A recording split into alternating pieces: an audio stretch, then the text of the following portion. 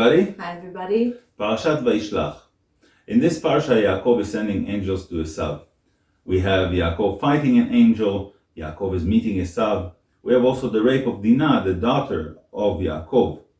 We have the birth of Binyamin, the death of Rachel, the death of Yitzchak, the father of Yaakov, and Esav at the age of 180. And we have the dynasty of Esav. Now the parsha starts with this sentence. וישלח יעקב מלאכים לפניו אל עשיו אחיו, ארצה שעיר שדה אדום. Yaakov sends angels to Esav his brother, to the land of Seir, to a place called Sde Edom. So from the beginning, the word Vayishlach already contains a consciousness that the purpose of it is to help us to release, to let go of anything or of someone that is negative in our lives that we want to just let go, or we need to let go, because it's not taking us to a positive place. It's actually dragging us down to inside negativity. So just by this first word, we can all sit down and kind of think with ourselves about anything negative that we feel is holding us back in our lives, and we want to let go of it, or a person that does it for us, and just to let go during this Torah reading. So Yaakov is sending angels to Esav, and he tells the angels to tell Esav that his servant Yaakov lived with Lavan for a long time, and now he's back. Yaakov, the purpose for Yaakov saying about himself that he's a servant is that he's lowering his ego in order to get peace. Now, the angels are coming back from Esav, and they tell Yaakov that Esav is getting ready for war. He has 400 men with swords, armed to the bone, ready to come and hurt him. Now, these are not people. These are angels of destruction. Now, we need to remember that Esav was a very strong person spiritually, for the bad side, but very, very strong. And Yaakov is getting ready for war. After he understands the intentions of Esav, he takes all his people, all his family, and he splits them to two camps. Now the reason that he does that, because he knows that if Esav will hurt one part, then the other part can run away. And he starts praying. Now I want to ask you two questions. Why is Yaakov getting ready to war? And he splits the camp to two. And why is Yaakov praying to God and asking him to save him? What, Yaakov, God forbid, is not believing in God? Now we have two answers for that. The first one is that God is always with us, regardless. But we need to put our efforts in everything that we do. Now for the second one, I want to read to you from the Zohar in Parashat Vayishlach. בואו ראה, יעקב, תפילתו הגנה עליו מפני עשיו. Come and see, Yaakov, his prayer defended him against Esav, ולא זכותו, and not his right, משום שרצה להניח את זכותו לבניו אחריו, ולא להוציאו לצורך עצמו עתה מפני עשיו. So he wanted that his right will stand for his sons, and not for him, for his protection right now. ועל כן התפלל תפילתו לקדוש ברוך הוא, and therefore he prayed to God, ולא שמח על זכותו שינצל בשבילה. So he didn't count on his right to be saved for. And you can see it in the prayer. It says, ויאמר יעקב אלוהי אבי אברהם ואלוהי אבי יצחק. So Yaakov is saying, God, the God of my father Abraham, the God of my father Yitzchak, האומר אלי שוב לארצך ולמולדתך ואטיבה עמך. The God that said to me to come back to my country, to my land, and I will do everything good to you. And now there is a part that every time we're in danger, we can say it. And I'm going to read it to you.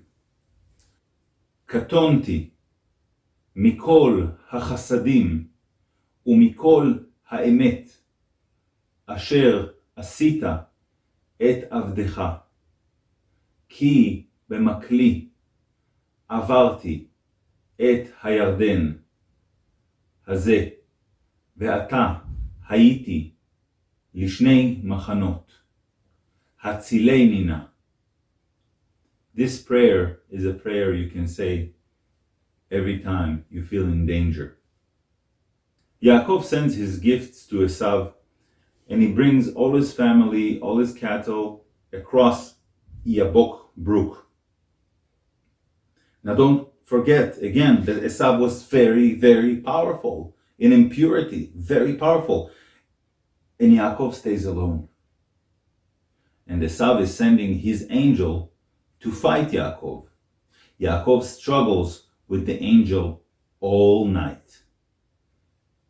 And right before sunrise, the angel of Esav is hurting Yaakov in his sciatic nerve.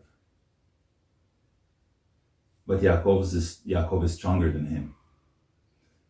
And he wants to go because the sun is coming up, and he's asking Yaakov that he wants to go. Yaakov tells him, now you have to bless me.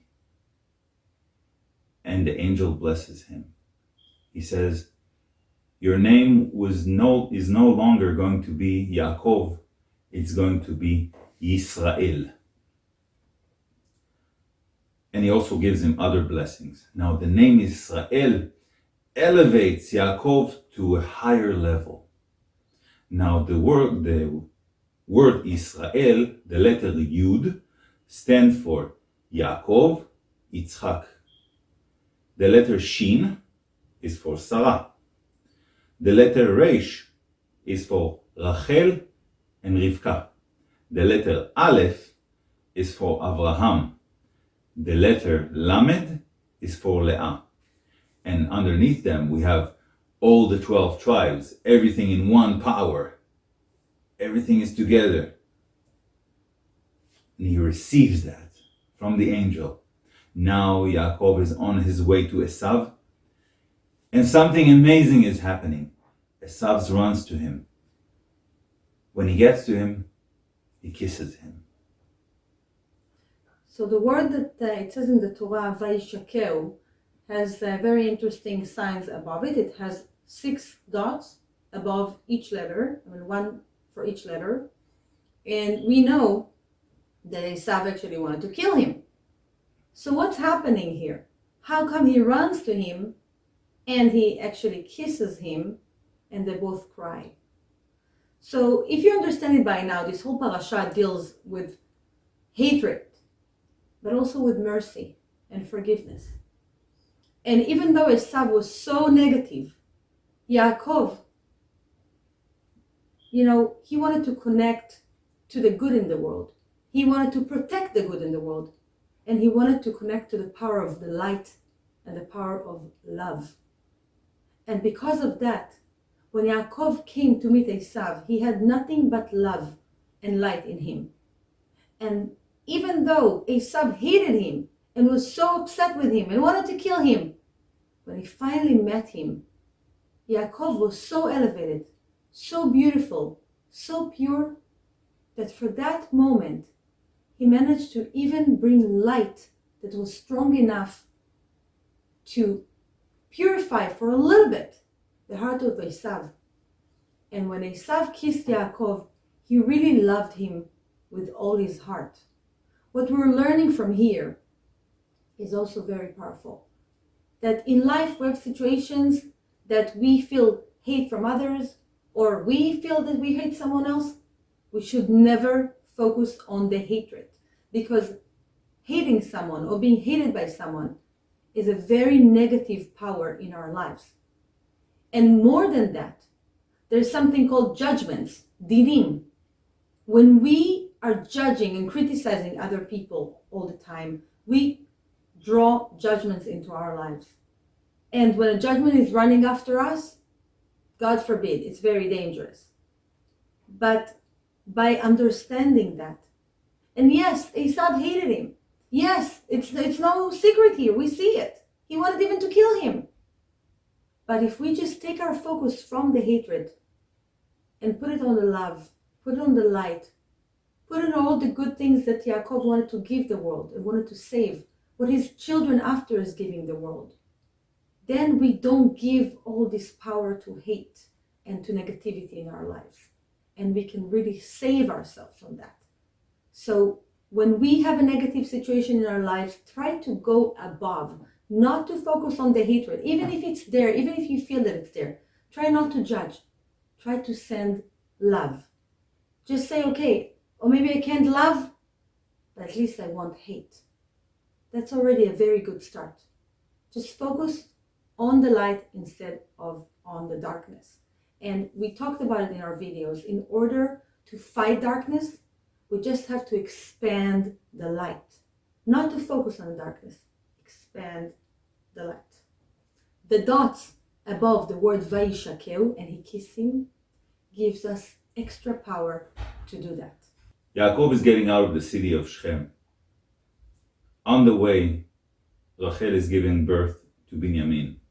She has a very hard delivery, and she passes away eventually. She's buried in Bethlehem. So when we look at Rachel, it looks like she had very hard lives. She met her soulmate. She waited 7 years. And when she was about to marry him, he's been married to her sister.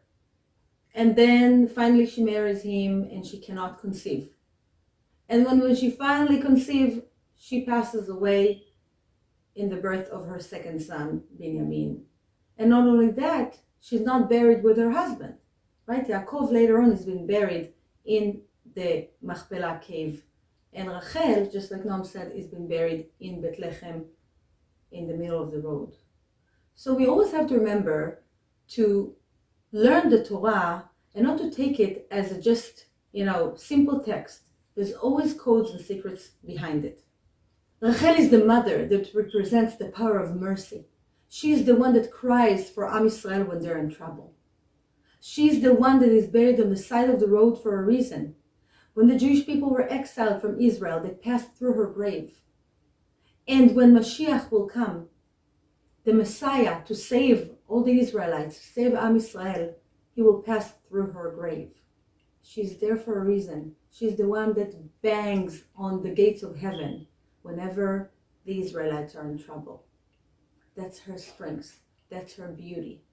And that's her job in this world. We wish you Shabbat Shalom.